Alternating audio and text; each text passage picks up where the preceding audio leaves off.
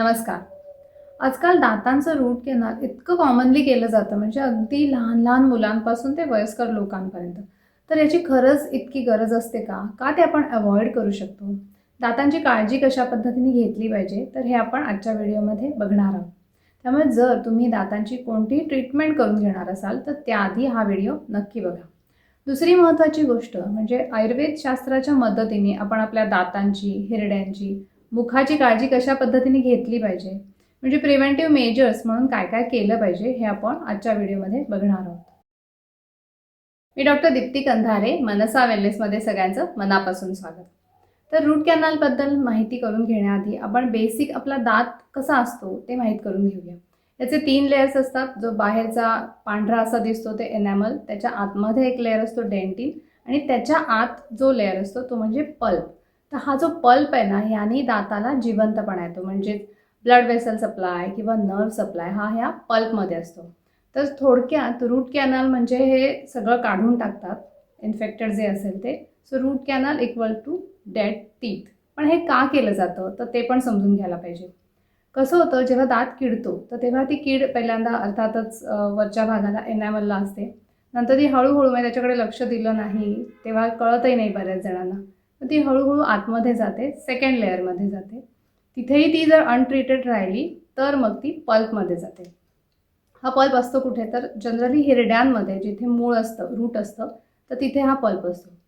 तिथपर्यंत जेव्हा ही कीड पोचते मग तेव्हा नर्व इन्व्हॉल्व झाली की मग हळूहळू दुखणं, म्हणजे दुखायला लागतं, जाणवायला लागतं.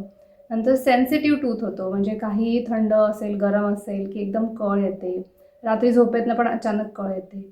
तर या लेवलपर्यंत गेलं जनरली की मग रूट कॅनल करतात.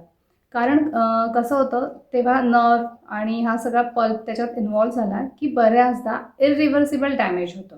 म्हणजे आपण ह्याला काही सुधारू शकत नाही, दात काढून टाकायला लागतो. तर दात काढायला लागू नये म्हणून रूट कॅनलची ट्रीटमेंट करतात. तर जोपर्यंत हा पल्प त्याच्यात इन्व्हॉल्व होत नाही किंवा नर्वपर्यंत दुखणं जात नाही किंवा इरिव्हर्सिबल डॅमेज होत नाही, तोपर्यंत आपण हा दात वाचवू शकतो.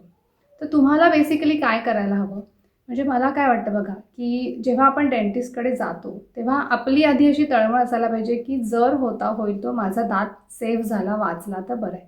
आणि तुम्ही ते कन्व्हे केलं पाहिजे डेंटिस्टपर्यंत. सो सगळ्यात पहिल्यांदा तुम्ही समजून घ्या. काय करतात, सुरुवातीला एक्सरे काढणार अर्थातच. एक्सरे काढल्यावर तुम्ही तो बघा आणि तो समजून घ्यायचा प्रयत्न करा. त्याच्यात जर तुम्हाला डेंटिस्टने व्यवस्थित एक्सप्लेन करून दाखवलं की ही कीड जी आहे ती खालपर्यंत नर्वपर्यंत गेलेली आहे आणि आता इरिव्हर्सिबल डॅमेज आहे, याला दुसरा काहीही उपाय नाही. काही जणांना तर पुढे इन्फेक्शन वाढून ॲप्सेस होतो आणि खूप जास्ती त्रास होतो, तर तेव्हा काहीच करू शकत नाही. तर त्यावेळेला तुम्ही ट्रीटमेंट करून घ्या बिनदिक्कत. पण तेव्हासुद्धा आधीचा एक्सरे बघायचा, ट्रीटमेंट करून घेतल्यावर नंतरचा एक्सरे बघायचा, ते फिलिंग कसं आहे ते सगळं बघायचं. तर या बाबतीत अवेअरनेस असणं हे खूप जास्ती महत्त्वाचं आहे. आणि याच्या आधीची थोडी जरी स्टेज असेल, म्हणजे एनॅमल किंवा डेंटिनपर्यंत गेलेली आहे कीड, पण त्याच्या पुढे गेली नाही, अगदी जस्ट टच झाली आहे, किंवा इव्हन खाली नर्वपर्यंत गेले पण तो रिव्हर्सिबल डॅमेज असेल, म्हणजे रिव्हर्सिबल पल्पायटिस जरी असेल, तरी तुम्ही आग्रह धरला पाहिजे की रूट कॅनल हे करायला नको. बरं, आता आपण बघूया की आयुर्वेदाच्या मदतीने याबाबतीत काही करता येतं का. तर जेव्हा ही कीड इतकी वाढलेली असते, म्हणजे आतल्या लेअरपर्यंत गेली असते, तेव्हा आयुर्वेदिक औषधांनी ह्याला उपयोग होत नाही, टू बी व्हेरी फ्रँक. त्यामुळे तुम्हाला डेंटिस्टकडे जावंच लागतं. पण कसं होतं की ह्याच्यानंतर हे इन्फेक्शन स्प्रेड होऊ नये, पुढे वाढू नये, म्हणून तुम्ही आयुर्वेदाची मदत नक्की घेऊ शकता.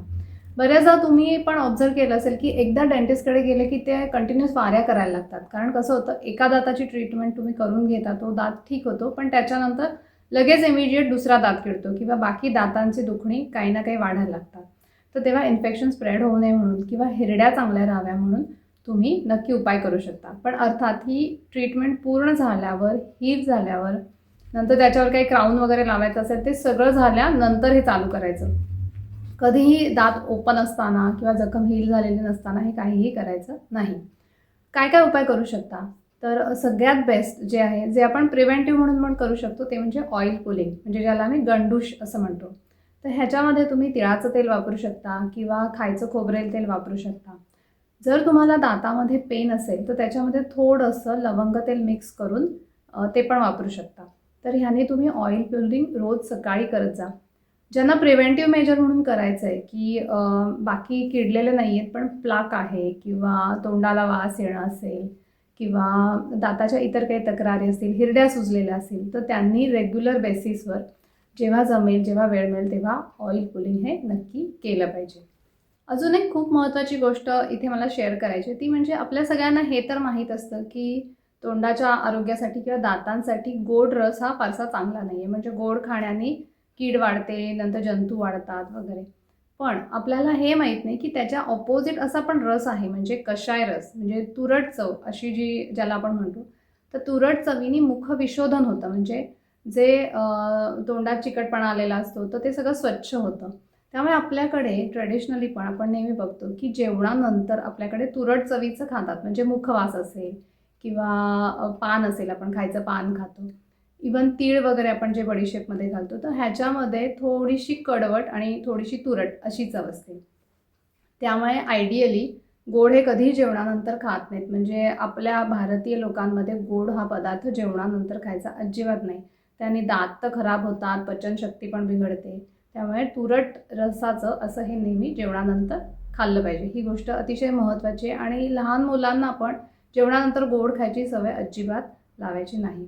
याबरोबरीने अजून एक महत्त्वाची गोष्ट म्हणजे टूथपेस्टच्या बाबतीत. म्हणजे बाकी तुम्ही टूथपेस्टमध्ये काय बघता, ते फ्लोराईड आहे का, किती प्रमाणात वगैरे, त्यापेक्षा पण मला काय महत्त्वाचं वाटतं ते म्हणजे गोड चवीची टूथपेस्ट वापरायची नाही.